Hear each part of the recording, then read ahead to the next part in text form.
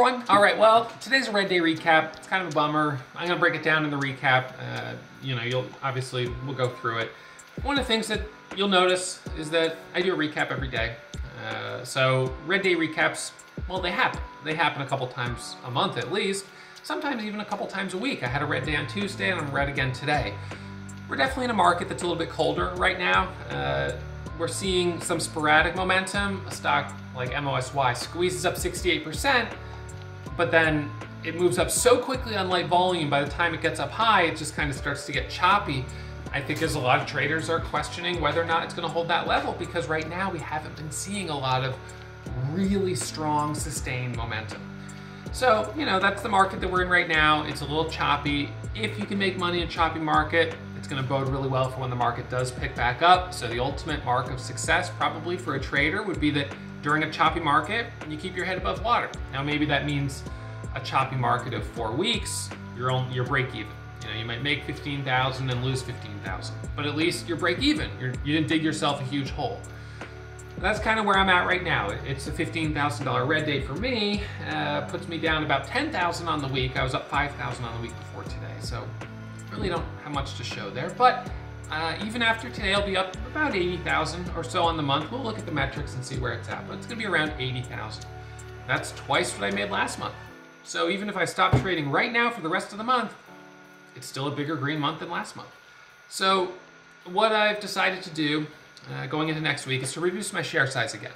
This was not a green week for me, so it certainly doesn't justify increasing share size. And in fact, I'm gonna say that it justifies decreasing share size to reduce the risk that on Monday and Tuesday, I try to revenge trade to make back these losses today, which really aren't that big, but sometimes the emotion can pick up, and to prevent that from happening, because what I don't want to have happen would be that I give back significantly more of the profit that I have on the month. I've locked up almost 80 grand. Well, after today, giving back 15, I was up 95. I don't want to go from up 95 on the month to up 80, to up 70, 60, 50, 40, 30. At a certain point, I want to stop the bleeding. And so I've got to stop the bleeding, reduce the share size, trade a little more conservatively going into next week.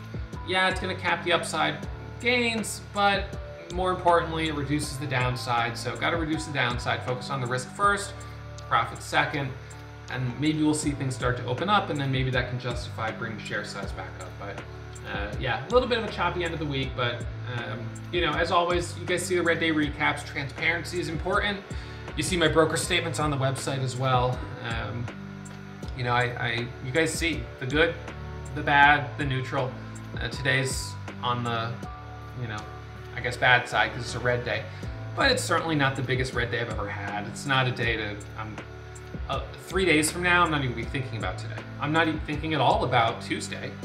Tuesday I was down 9,000 after commissions, and I'm not thinking about that at all.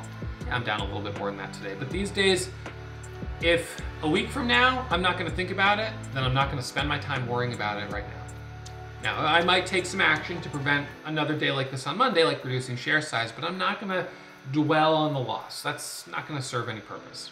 Maybe there's a lesson in a loss as a beginner trader. That could be a consideration, but at a certain point, it's just like, okay, yeah, today wasn't a great day, made a couple mistakes. That's part of trading. That's the way it goes. Can't beat yourself up over every single, loss you have.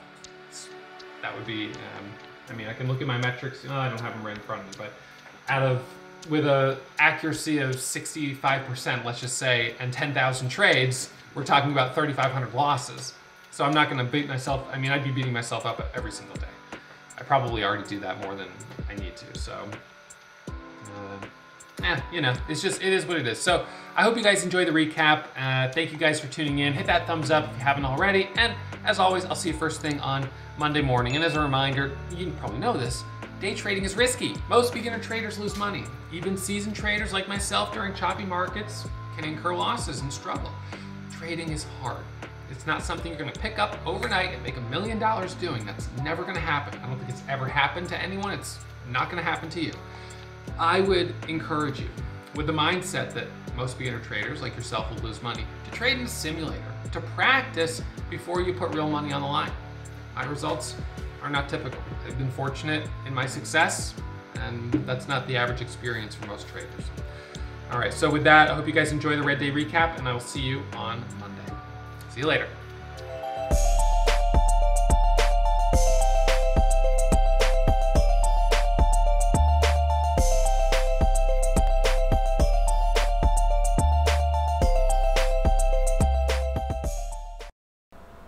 All right, so I'm gonna do a recap here. It's a red day recap. I'm super bummed out because I'm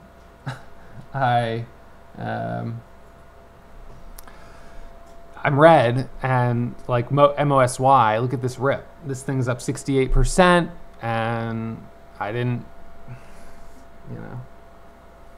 make money on it. It's just kind of lame. LEDS is up 38%. I didn't trade that one, and I'm below my max loss. So this is the area where it's like I don't feel like I can keep trading. So I hit my max loss on IHT within the first 3 minutes of the day, and this thing has just fallen. It was the leading gapper, and every morning for the last few days it has popped at the open. So I was like, okay, let's give it a shot. But I ended up losing 9,000 on it. That was the first 3 minutes. And then I switched to my main account, which I hate doing because I already hit my max loss in my retirement.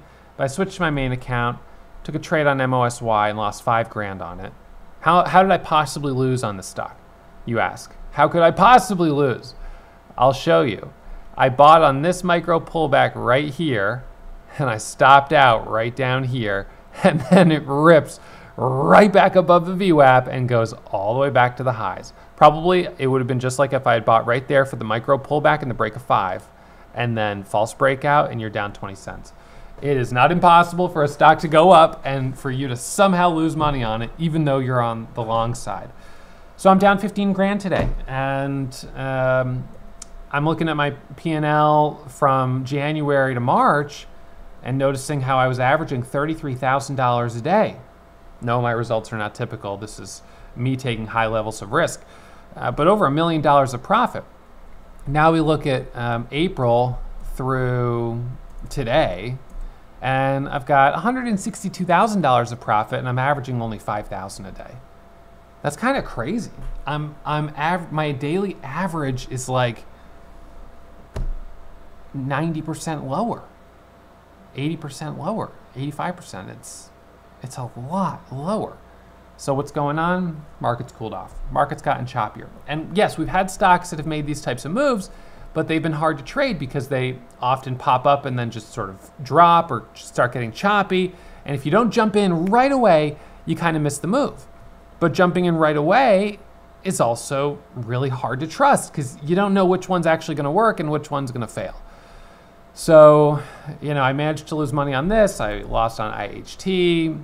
Today is just choppy. I was up $1,500 on IHT and, well, ended up going red on it. So this week, I'm going to be down 5,000. I was up on the week. Actually, I'm going to be down 10,000. I was up 5,000 on the week, so I'll be down $10,000 on the week, which for the month of May is going to drop me from up in gross profit, let's see, 104,000 down to 90,000, but after fees and commissions from 93,000 down to about 79,000. So, a little bit of a step back there. It's going to hurt my profit loss ratio, which already isn't good. My accuracy's been decent this month. I mean, not today, but this month it's been decent. The profit loss ratio is negative. It's one to one, but a little bit bigger on the loser side. Average daily gains, 10,000 a day, but then that's going to come down after today. So, May has been better for me than April, but I am feeling a little discouraged today that I managed to hit my max loss super early, and then these stocks ended up popping up. MOSY is up 68%, LEDS is up 38%, and I'm below max loss in both accounts, and I can't keep trading. So, stupid. But, like I always say, this is part of trading. You have to have such a high level of emotional resilience to keep trading and keep coming back to a market that slaps you in the face, again and again and again. As a trader, you get punched, you get kicked in the teeth like every couple times a week potentially, or certainly several times a month with big losses, where you get in, it's a nasty false breakout, and you're like, oh my God, I just gave back in one trade, 3 days of progress, or a whole week of progress, or a whole month of progress, unbelievable. And then, but I go back anyways. I keep going back, and I keep going back because I keep seeing opportunity, I keep seeing potential, and if we look at the big picture, we go back to like 2020 here. This is what keeps me coming back. I mean, it's true that I am flatlining a little bit right up here. If we look at my metrics, so I'm kind of going sideways, but of course I also went sideways right through here.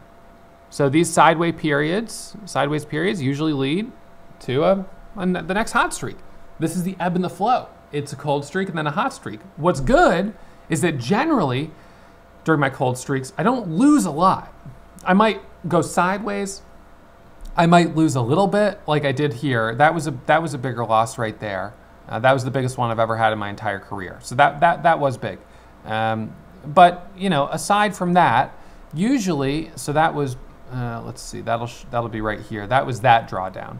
But these are my typical drawdowns where, I'll lose like 30,000, and maybe that's over like 2 or 3 red days, and then I start to like curl back up.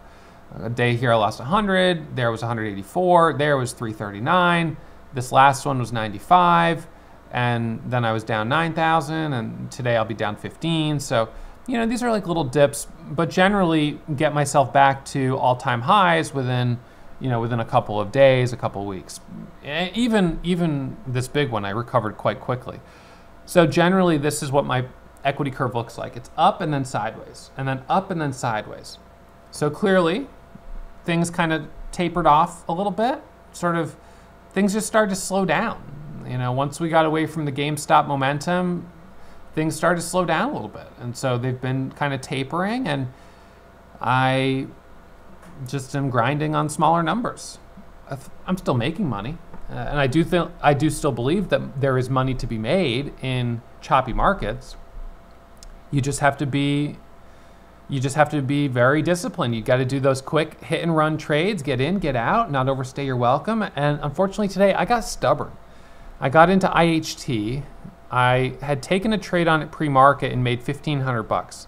And then I took another trade right here for the break of that ABCD pattern, and it just immediately dropped 40 cents. And I was like, you know what? This stock does this. I'm going to give it a chance to do a red to green and curl back up. Knowing the past few days, we got these sort of dramatic moves. I was like, all right, I'm not happy to be holding in the red, but this thing does like to do red to green moves. It gets choppy sometimes at the open, so I'm going to let it drop down. And let's see if it curls back up. Next thing you know, it's down to 750. Now I'm down 40 cents. Now it's 730. And then I cut my loss right here as it broke through the low of day. I was like, you know what? I think it was right there. I was like, I can't keep holding this. And that was the right move to cut it where I cut it. If I was still holding it, I'd be down close to 30,000. So I cut the loss at the right spot. But, well, I cut the loss at the right spot considering I was still holding. I shouldn't have held that long. I got stubborn, and I got stubborn because I think what it is my fuse is a little shorter. I'm just kind of like, you know what, screw this. I'm not getting stopped out in the first 2 minutes of the day. This is probably going to do a red to green. And you really can't trade on that kind of, hope. You have to be ruthless. You got to cut your losses. If you don't, well, that's what happens. Down 15 grand in 2 trades, and you're at your max loss. How many days in a row can I be down 15 grand before I dig myself a really big hole? Not too many. So, to be honest, I think, so I'm thinking about share size here just for a second. I mentioned that I lifted my share size restriction. I think it was on the first week here, the first day of May. So I traded 5-6 days with a 25,000 share restriction instead of 6,000. But then I've now this week, with higher share size, generated more commissions, obviously, and I've actually lost money. So after a red week, should I cut my share size back down? Should I bring it back down to 10,000, 12,000 shares. I mean, it feels like, man, I don't want to do that because then it's gonna be even slower to make money because I'll be trading with smaller size. On the other hand, I am sitting up, I'm still up 79,000 on the month. If we look at the month of April, what happened in April was I got myself up 100,000 right here. And then in 2 days, I lost it. It was a Monday and a Tuesday, gone. The whole thing, $59,000. I mean, this was a huge loss in 3 trades. That won't happen if I restrict my share size. So I think that's what I need to do. I hate having to tighten it back down, but I'm going to send the email right now and I'm going to tighten it back down because I got to hold on to at least what I've got. I can't afford to, I mean, I feel emotionally at least that I can't afford to have a day where I go ahead and give back everything I've made this month. So, hey, this is on me. I got to reduce my share size because I wasn't able to be responsible with it today. Got myself a $15,000 red day. So bringing it back down.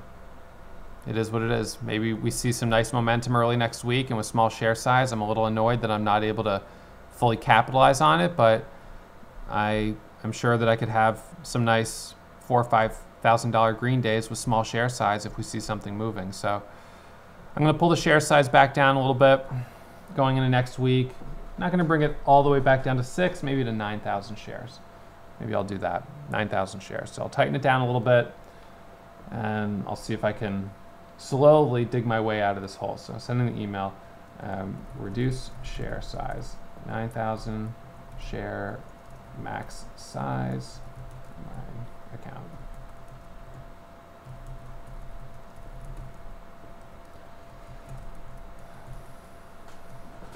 Yeah, it is what it is. You gotta limit your downside. You have to limit your downside. You gotta limit your risk. Cutting share size reduces your profit potential, but it more importantly reduces the risk. So that's what I'm doing. It is what it is. I'll be back on Monday. New week. Really only down 10,000 this week, so it's not a huge hole to dig myself out of. Easily could do that in a couple of good days. So most important is not doubling or tripling that hole by doing something stupid on Monday, right? And so with smaller share size, it's gonna be a little harder. It's not impossible, but it's gonna rein me in a little bit more. It's the right move right now until the market heats back up a bit more. You know, the first week of May was good, but then this week has really not been great. So I would remind those out there that this is a great time to be practicing, because if you can keep your head above water in these types of markets, that's gonna bode really well for when the market picks back up. Now, most traders, that's the ultimate kind of mark of success, to be able to not lose much money or to actually be able to even make a little money during what we would consider to be a cold market. Because then the cold market, that's as bad as it gets. So if you're making some money in a cold market, then you can do well in a hot market. A lot of traders start trading in a hot market, and then when cold market comes, they give back their hot market gains. And that's what I used to do. And so, you know, it changed from giving back the gains to kind of just breaking even, as you can see, you know, on that P&L. So anyways, that's it for me. Thanks for tuning in for the recap. As always, trading is risky. My results are not typical. You should trade in a simulator before you put real money on the line, and I'll see you first thing Monday morning. And that right there was an entire video with no ads. I don't monetize my YouTube channel with video ads, which means you guys get to enjoy the content. But do me a favor, please hit that subscribe button and give me a thumbs up and let YouTube know that this channel is the channel to watch if you want to learn about day trading.